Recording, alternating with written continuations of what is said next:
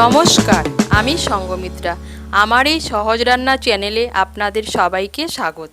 আজ আমি রান্না করছি কচু পাতা চিংড়ি। আপনারা খুব সহজেই বাড়িতে বানিয়ে নিতে পারেন এই রেসিপিটি।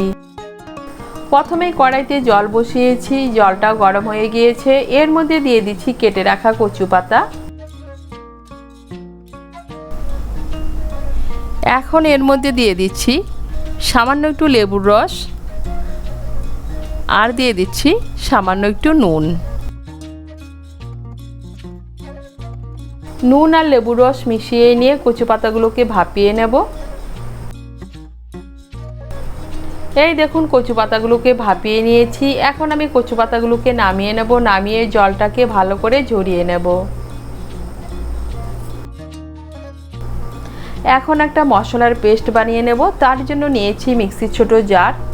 এর মধ্যে নিয়ে নিচ্ছি 1 টিস্পুন পোস্ত, হাফ টিস্পুন কালো সর্ষে, হাফ টিস্পুন হলুদ সর্ষে।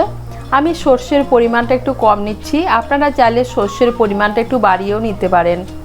নিয়ে নিচ্ছি 2টো কাঁচা লঙ্কা আর নিয়ে নিচ্ছি বেশ খানিকটা নারকেলের টুকরো।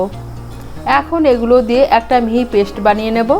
এদিকে আবার কড়াই বসিয়েছি। কড়াইতে দিয়ে দিয়েছি সর্ষের তেল। তেলটা গরম হয়ে গিয়েছে। এর মধ্যে আমি প্রথমেই চিংড়ি মাছগুলো ভেজে নেব। আমি চিংড়ি মাছগুলোর মধ্যে সামান্য একটু নুন আর সামান্য একটু হলুদ গুঁড়ো মেখে রেখে দিয়েছিলাম।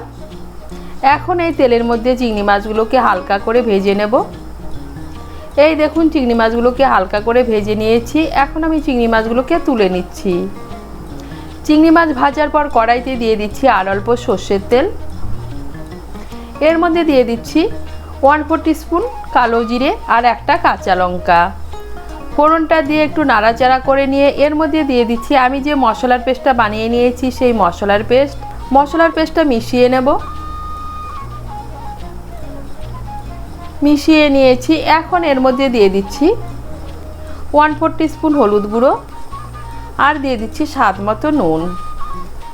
মিশিয়ে নেব। মিশিয়ে নিয়েছি। দিয়ে দিচ্ছি মিক্সির জারটা ধুয়ে সামান্য একটু জল। জলটাকে মিশিয়ে নিয়ে মশলাটাকে ভালো করে কষিয়ে নেব। এই দেখুন মশলাটাকে ভালো করে কষিয়ে নিয়েছি। এখন এর মধ্যে দিয়ে দিচ্ছি ভাপিয়ে রাখা কচু পাতা।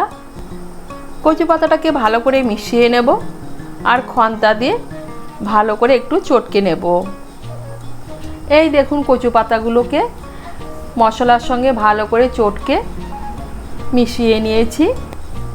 এখন এর মধ্যে দিয়ে দিচ্ছি ভেজে রাখা চিংড়ি মাছগুলো আর দিয়ে দিচ্ছি সামান্য একটু চিনি। চিনিটা অপশনাল, আপনারা যদি পছন্দ না করে না দিলেও চলবে।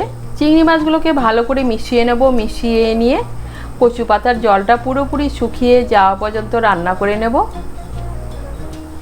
এই দেখুন কচু পাতার জলটা পুরোপুরি শুকিয়ে যাওয়া পর্যন্ত রান্না করে নিয়েছি আর কচু পাতার থেকে তেলও ছেড়ে দিয়েছে। এখন এর মধ্যে দিয়ে দিচ্ছি 1 চামচ কাঁচা সর্ষের তেল আর দিয়ে দিচ্ছি চিড়ে রাখা 2টো কাঁচা লঙ্কা। সর্ষের তেল আর কাঁচা লঙ্কাটাকে ভালো করে মিশিয়ে নেব। সর্ষের তেল আর কাঁচা লঙ্কাটাকে ভালো করে মিশিয়ে নিয়েছি। এখন এর মধ্যে দিয়ে দিচ্ছি অল্প লেবুর রস। এখন গ্যাসটাকে বন্ধ করে দিয়ে লেবুর রসটাকে ভালো করে মিশিয়ে নেব। মিশিয়ে নিলেই তৈরি কচু পাতা চিংড়ি।